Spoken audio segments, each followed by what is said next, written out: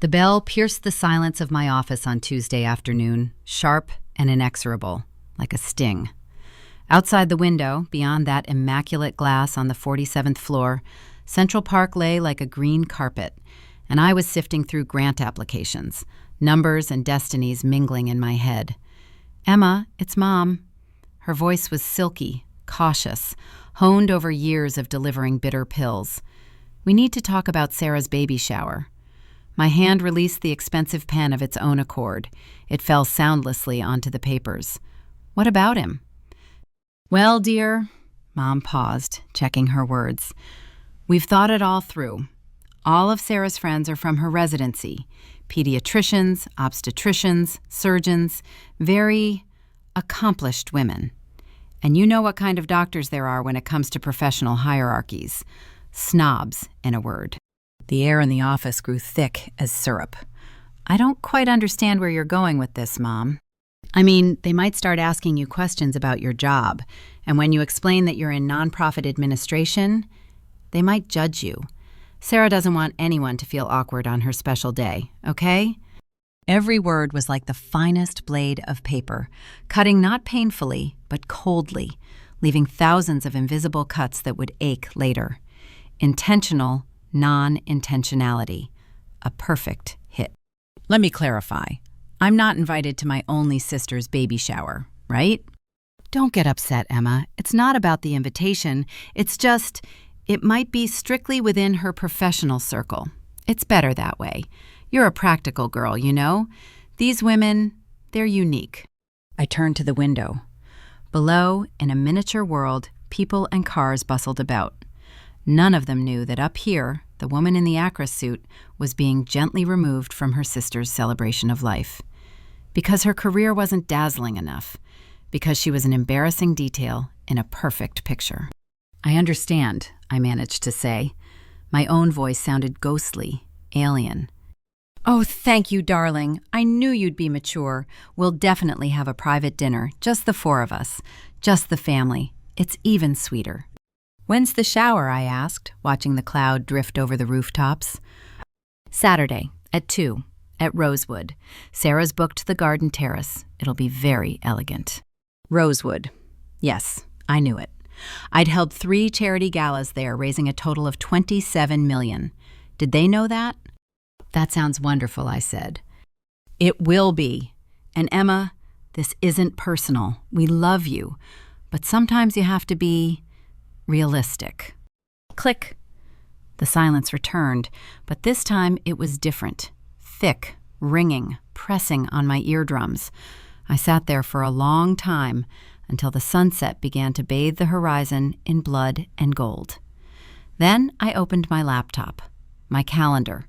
Saturday, 2 p.m., marked personal, family. I was planning to go there with a small turquoise Tiffany box containing a silver rattle engraved with, "For the most important adventure." Instead, my fingers composed a different message, cool and flawless.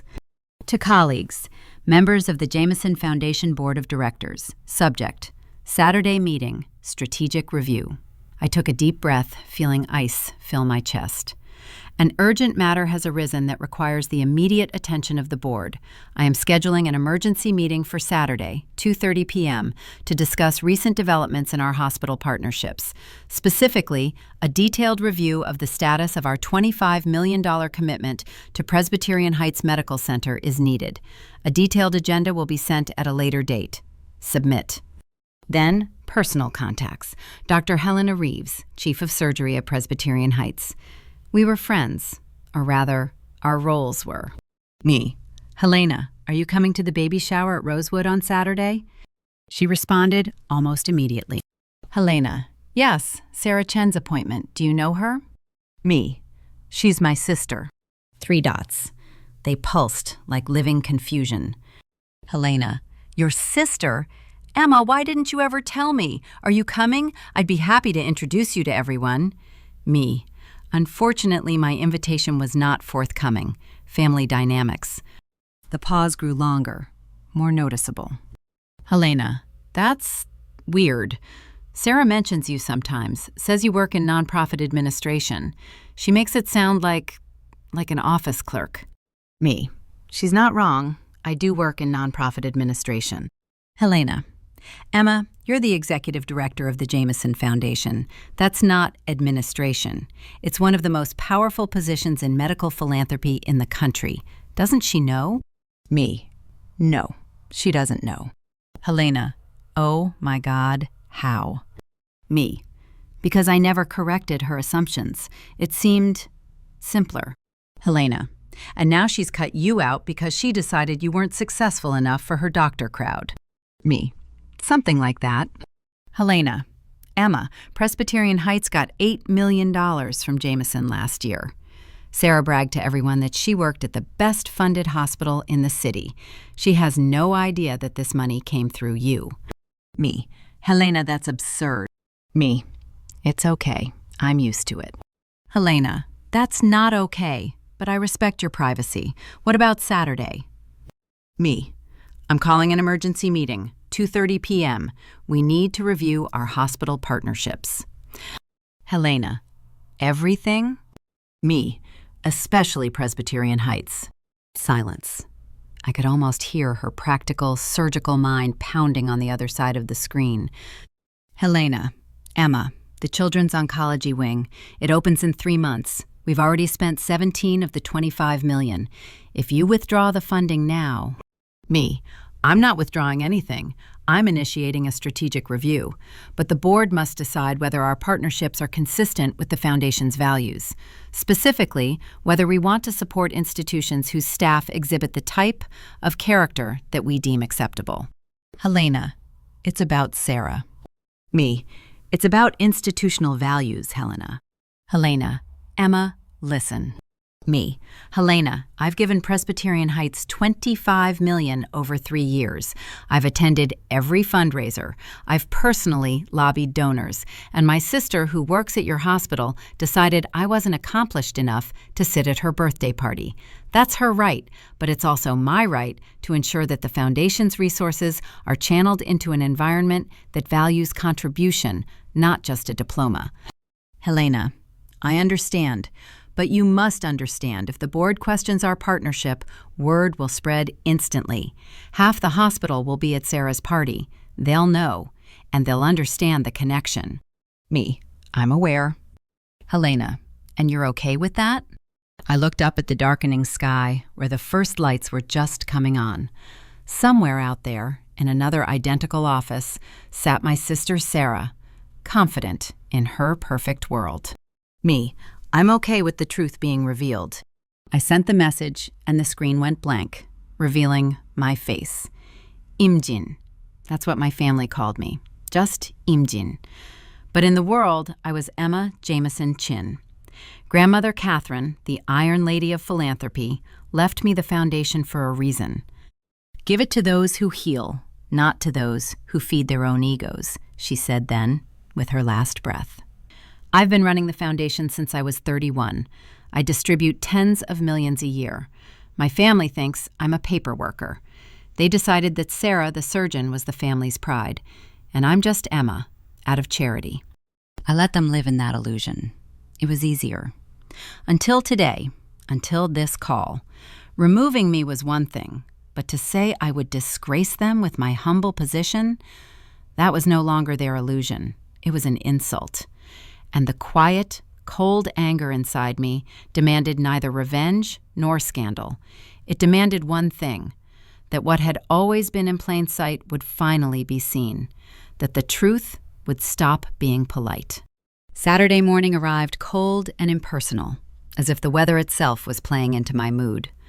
I put on a black Armani suit, my armor, my uniform for battles in the council chamber, the kind that makes voices hush and eyes lower respectfully. My hair was in a flawless, sleek bun. No jewelry except Grandma Catherine's diamond earrings. Her cold glow was my support.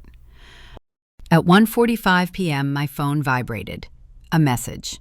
Sarah, baby shower starts soon. It's a shame you won't be here, but I know you understand why this is for the best. I love you. Each word was like the blow of a tiny hammer on glass that was about to shatter. I didn't answer. I simply placed the phone face down, feeling the quiet anger crystallize into resolve. At 2:15 p.m., I walked into the Jameson Foundation boardroom. 12 pairs of eyes, doctors, philanthropists, strategists, looked at me. Outside the windows, the East River flowed like a leaden ribbon across the entire wall. The room's minimalism, its sterile coolness, were now my weapon. "Thank you for coming at such an untimely hour." The voice sounded even, steely. "We need to discuss our partnership with Presbyterian Heights." Dr. Richard Thornton, our chairman, a legendary figure in surgery, leaned forward, folding his hands. "Emma, we've allocated them $25 million. The wing is almost finished. What's the issue?" "It's a question of culture, Richard. We invest in institutions that proclaim inclusivity and the value of every professional.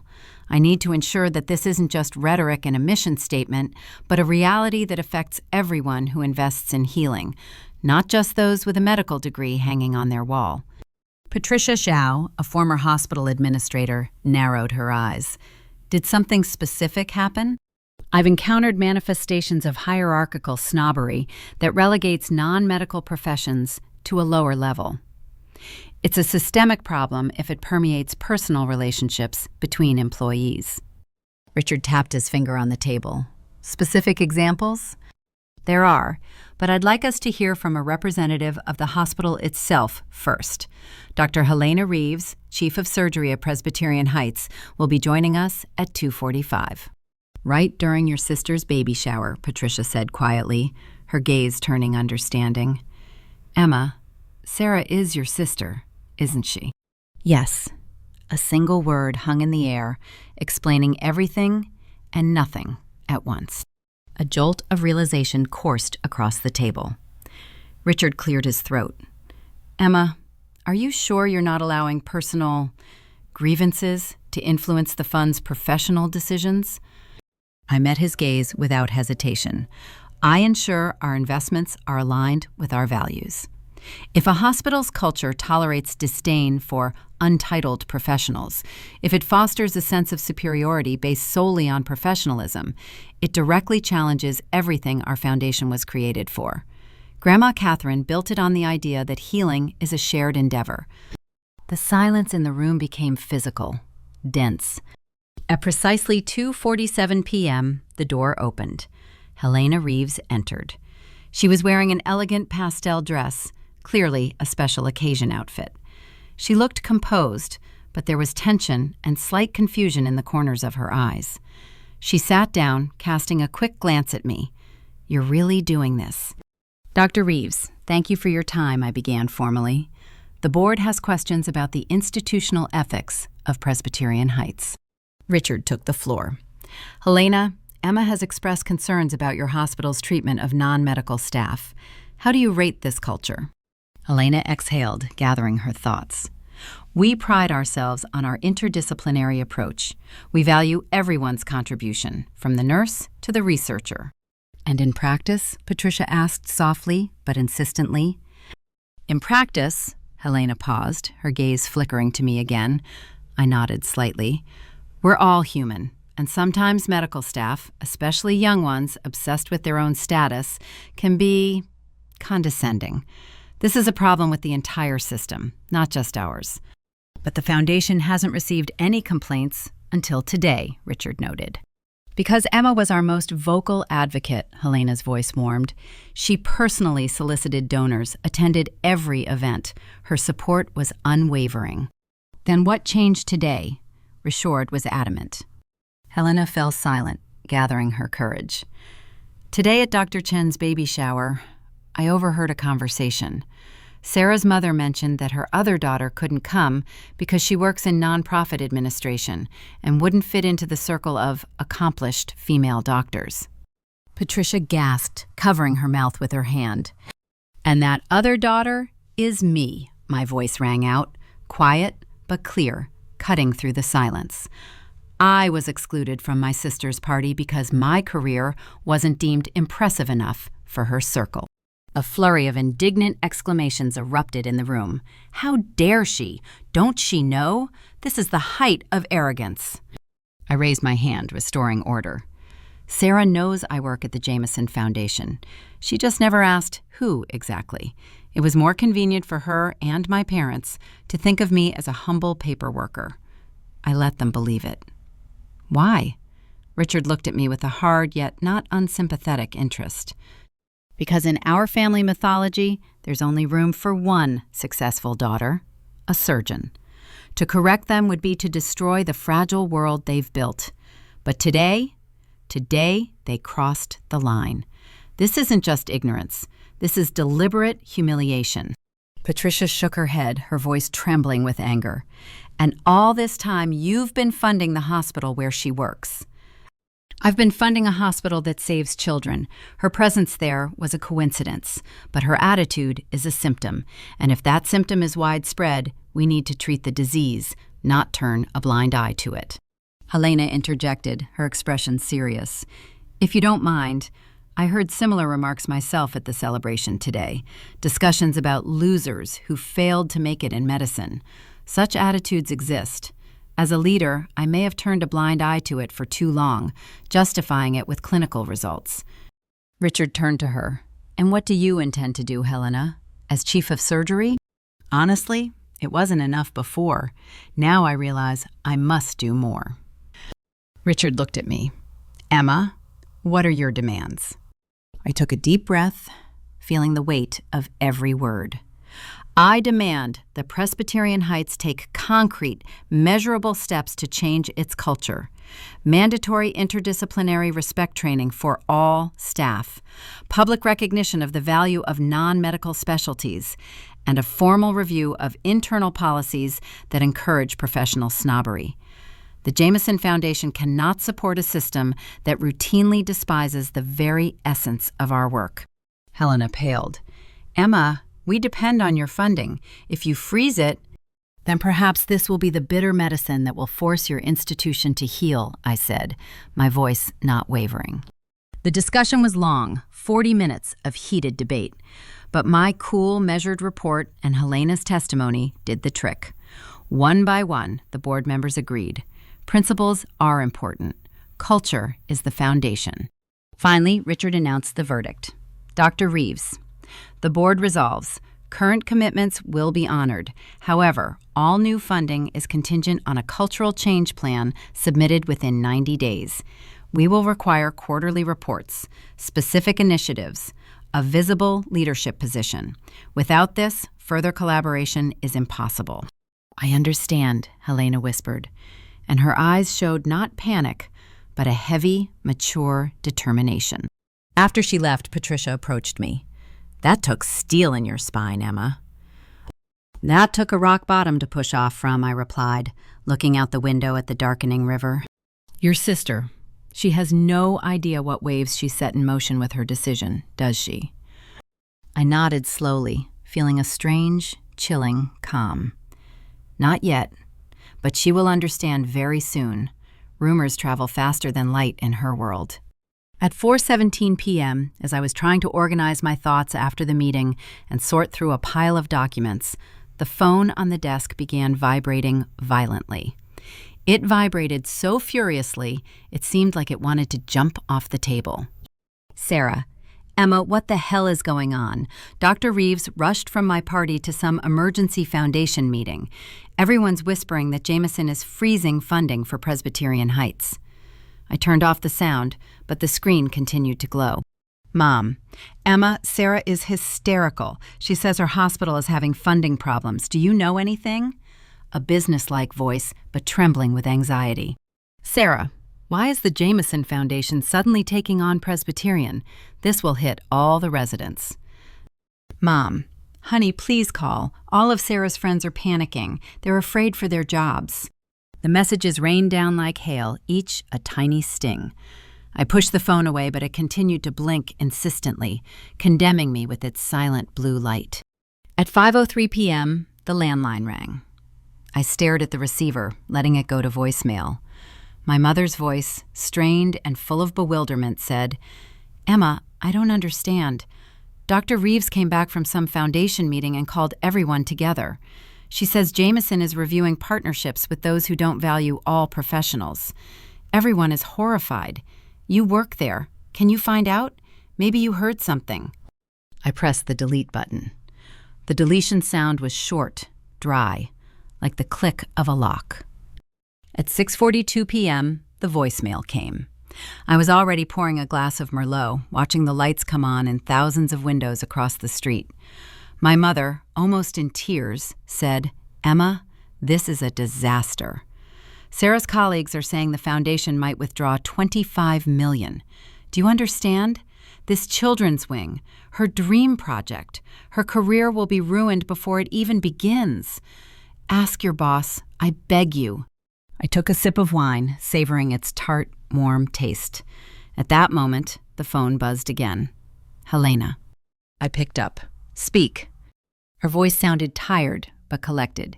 "Administration just announced an emergency management meeting for Monday morning. Rumors are spreading. Your name is being mentioned. Sarah asked in the general chat if anyone knew Emma Chin from the foundation. I told her to ask you yourself." "And?" I asked, approaching the window. She replied, "She just works with grant paperwork." Then someone, probably from the development department, sent me a link to the foundation's website. Your page is there in the executive management section. Photo, biography, and what does it say? My voice was even. I stared at my reflection in the dark glass. Helena read out the statement as if it were a report. Emma Jamison Chin, Executive Director of the Jamison Foundation, oversees the strategic distribution of over $94 million in grants annually. Previously, Director of Strategic Partnerships. Total grants distributed under her leadership exceed $380 million. She paused. Pretty comprehensive. Her reaction, I asked, feeling a strange, chilling calm. She said, "That can't be my sister." Literally. I replied that administration at that level is control over the fate of hospitals, that grant papers decide which projects get made and which don't, and that maybe she should be interested in your actual work instead of guessing. The silence on the line spoke louder than words. "And?" I persisted. "She asked for your number. I said she'd always had it." At 7:28 p.m., the phone came to life again. Sarah was on the screen. I watched it vibrate for several long seconds, then raised it to my ear. No hello, just silence. "Emma," her voice was strained, taut as a string. "I need a straight answer. Speak." "You? Emma Jamison Chin, the executive director?" "Yes." Silence. Deaf, oppressive, full of the collapse of an entire world. I heard her ragged breathing into the phone. "So you're the one overseeing the $25 million grant for us?" "I recommend the allocation of funds to the board. They approve, yes." "And today's meeting? Did you initiate it? To review the partnership with us?" "Yes." "Because," her voice cracked, "because I didn't invite you?" "Because you didn't invite me, because you didn't consider my career significant enough for your circle. That's a fundamental difference, Sarah." "Emma, I didn't mean that." "That's exactly what you meant. Mom said it verbatim. Your accomplished doctor friends might judge me for my modest work. You wanted to protect me. From what, I wonder?" My voice was cold and clear. "I manage hundreds of millions. I negotiate with chief physicians and researchers. What danger exactly were you protecting me from?" "I didn't know. You never told me." "You never asked. In 10 years of family dinners, you never once inquired about what I actually do. You asked if my vacation plan was good and if I was burning out, but not a word about scale, budgets, or decisions. You said you work with grants." "I do. It's just that at my level, working with grants means deciding which medical institutions get a chance to save thousands of lives. But you heard paper worker and calmed down. It was more convenient." Her voice wavered and tears mingled. "So you're destroying my hospital because of my assumptions?" "I'm not destroying anyone. I'm ensuring compliance. Presbyterian Heights has a toxic culture of professional snobbery. You've become its poster child. The foundation can't support that." "It's unfair," she blurted out childishly. "Really? You dismissed me based on hierarchy. You've demonstrated exactly the problem I'm obligated to fix. If the foundation goes away, the children's wing, that was my specialty, Emma, my entire career. Then perhaps your hospital should learn to value everyone who makes that wing possible, not just the surgeon's hands, but the strategist's mind who pays for it. You're taking revenge, she whispered, and the whisper no longer held anger, but despair. I'm defending the foundation's principles. Don't confuse me. Please, this will ruin my career. Everyone knows that wing is the Jameson Project. If it collapses, it will leave a stain on me. Then help Helena change the culture. Show that your hospital values everyone's contributions, not just those with diplomas. I can't believe it's you. And I can't believe how low you thought of me. But here we are. The click of the receiver was louder than any slamming door. Monday morning, a silent hell awaited me at the office. 17 missed calls. From my mother, from my father, from unknown numbers that could only be her colleagues. I passed by without touching the phone. At 10:15, my assistant, a girl with impeccable manners, walked in with a slight fright in her eyes. Ms. Jameson Chin, Sarah Chen is asking for you. Your sister. No appointment. I looked at my reflection in the glass wall. Collected, cold, unapproachable in a black suit. Everything inside me tightened into a tight, painful knot. Show her out, I said, my voice unwavering. Sarah walked in and froze in the doorway, as if the sight had struck her in the solar plexus. Her gaze swept over the vast space, the mahogany desk, the contemporary art on the walls, the photographs on the shelf, me with the governor, me with the Nobel laureate, me at the opening of that very same children's hospital. My entire real life, on display here, but as if in a parallel universe to which she had no access. This is your office, she managed to say, and it wasn't a question, but an admission of defeat. Yes. It's huge. A quiet trepidation mingled with the horror of realization in her voice. Offices at this level usually correspond to the level of responsibility, I said, without getting up. The thought of feigning hospitality seemed unbearably false. She walked to the window, pressing her palms against the cold glass. The view of Central Park from this height was stunning. I had no idea. At all. I know, I answered quietly. Those two words hung between us, heavy and final. She turned around, her face pale, frightened, mature. Emma, I came to apologize. My heart sank somewhere deep inside, but I didn't allow myself to soften. For what exactly, Sarah? I asked. My voice sounded distant, like a speaker at a board meeting. Break it down. She nodded, swallowing. Tears glistened on her eyelashes, but she kept them from falling. First, for not inviting you to the baby shower. I understand why that was cruel. Explain it to me, in your own words. Because I excluded you based on my professional snobbery, she breathed out. I decided your status wasn't high enough to be among my brilliant friends. I used you as a shield for my own discomfort and called it caring. That was low. Yes, I agreed. Just yes. It rang louder than any tirade. Second, for my assumptions about your career. The problem is, I never asked. I heard administration and labeled you. It was convenient for me to think you were less. It was my laziness, my selfishness. And third, I gently nudged, feeling a lump in my throat. Third, the worst part, her voice wavered. For not knowing you. Not at all. I was your sister for 36 years and had no idea what your world looked like, what you lived by, what you'd built. I was so blinded by my reflection in the mirror of success that I didn't even turn my head to see you next to me, the real you. Why, Sarah? I asked. And finally the pain I'd so carefully buried surfaced in my voice. Why did you need me to be smaller? She sank into the chair opposite me, as if her strength had finally failed her. Because it was easier to breathe, she whispered. Because if I acknowledged your magnitude, I would have to compare myself unfavorably. I needed to feel like the heroine of a family saga, and for that, I needed an extra. That, forgive me, is how I made you in my head. The honesty was so raw, so naked, that it took my breath away. These weren't excuses. This was an autopsy. Thank you, I said quietly, for saying it out loud. That doesn't make me a good sister. No, but it makes dialogue possible. She nodded, wiping her cheek with her palm.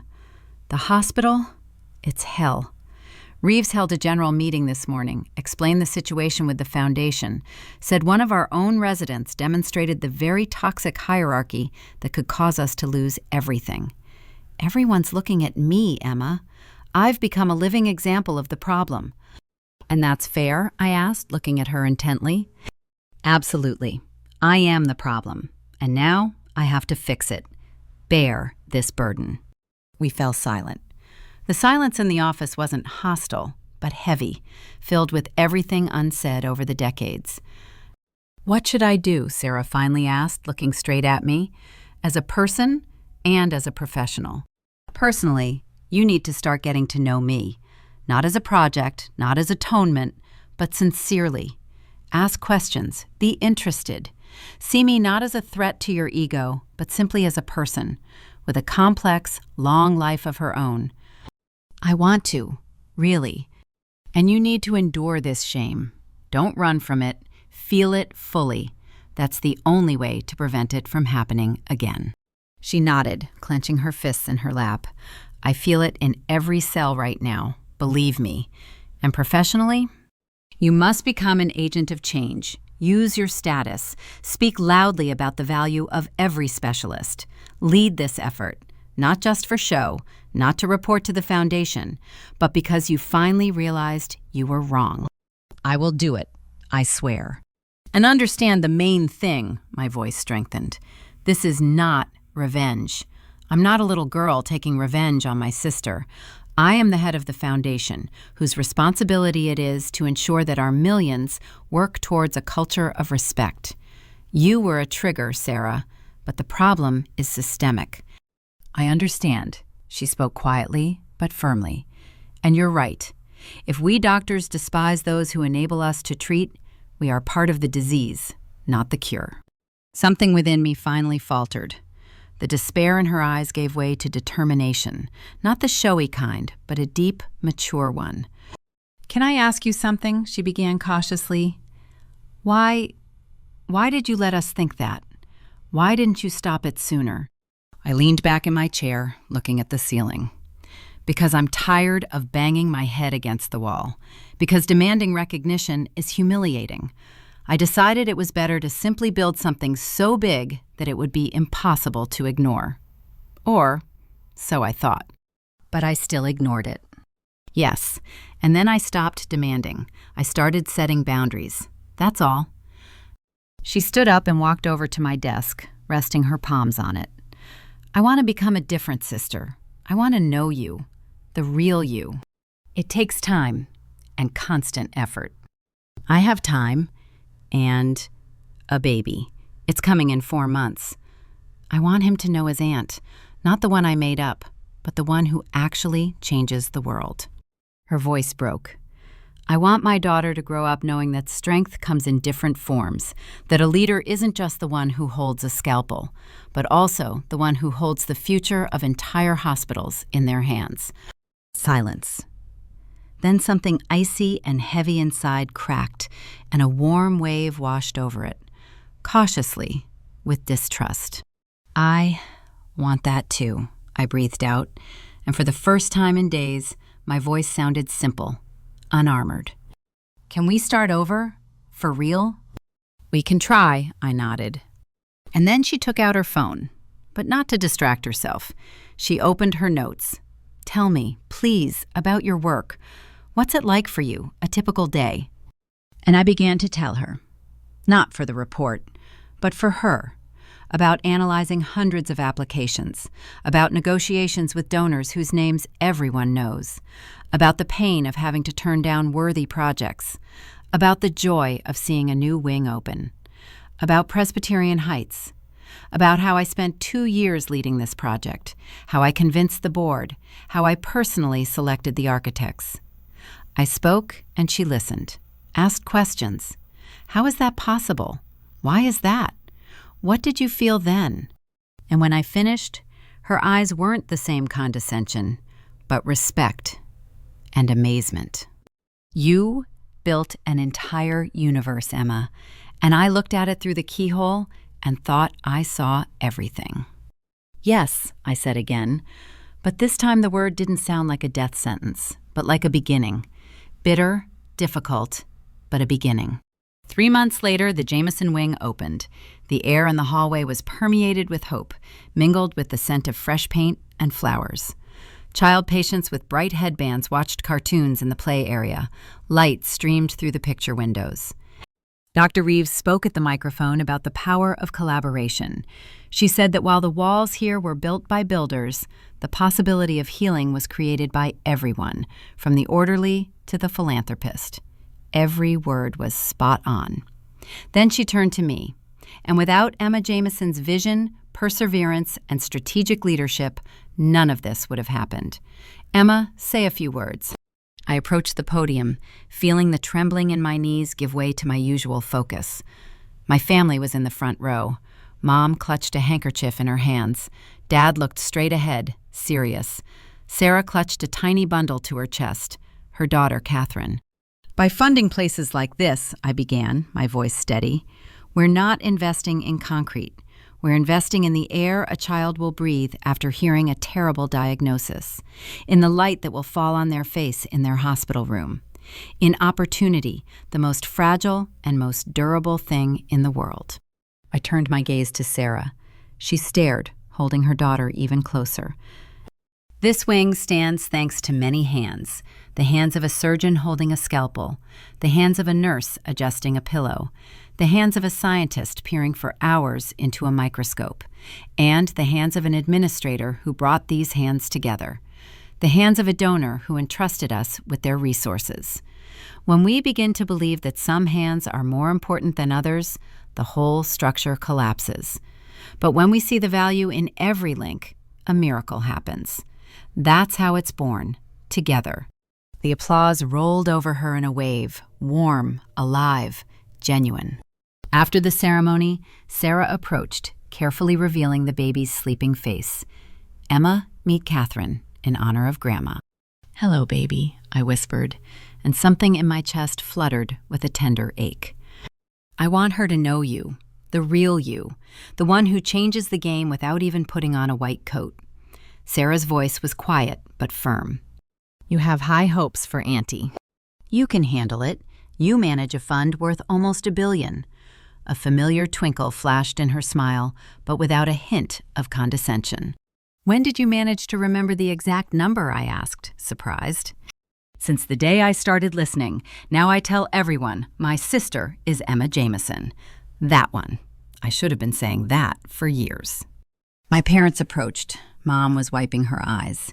We are so proud of you, daughter. Sorry we didn't see you. Thank you, Mom. Can we catch up? We can try, I said. And for the first time in years, the words didn't grate. Dad nodded, awkwardly placing his hand on my shoulder. Everyone in the office is shocked. They say I was hiding my celebrity. I wasn't hiding it, Dad. I just didn't ask. I won't anymore, he said simply. And they tried. Dinners were filled with questions about my projects, not just stories about Sarah's complex surgeries. The momentum shifted, creaking, resisting, but it shifted. 6 months later, an official letter arrived from Presbyterian Heights reporting on the cultural transformation, training, new ethical codes, measurable changes. It started with a difficult conversation with you, Helena wrote. At the board, I recommended approving a new $18 million grant for the research lab. Richard Thornton smiled. Are you sure? Absolutely, I replied. Some said you were too harsh, too personal, Patricia remarked after the meeting. It was personal. That's why it worked. Sometimes you have to touch the wires to turn on the lights, I said. A year later, an invitation arrived for Catherine's first birthday. The same rosewood, the same garden terrace, but downstairs, handwritten, "Emma, please come. This time, I know exactly who you are." I came. The same doctors, the same radiance. But this time, Sarah, holding the wobbly baby's hand, introduced me loud and clear. My sister, Emma, Executive Director of the Jameson Foundation, the reason we have the best pediatric oncology unit in the city. I'm incredibly proud of her. People came up to me, thanked me, asked for my opinion. It was nice, but that wasn't the main thing. What mattered was the way Sarah looked at me across the room, not with guilt, but with recognition.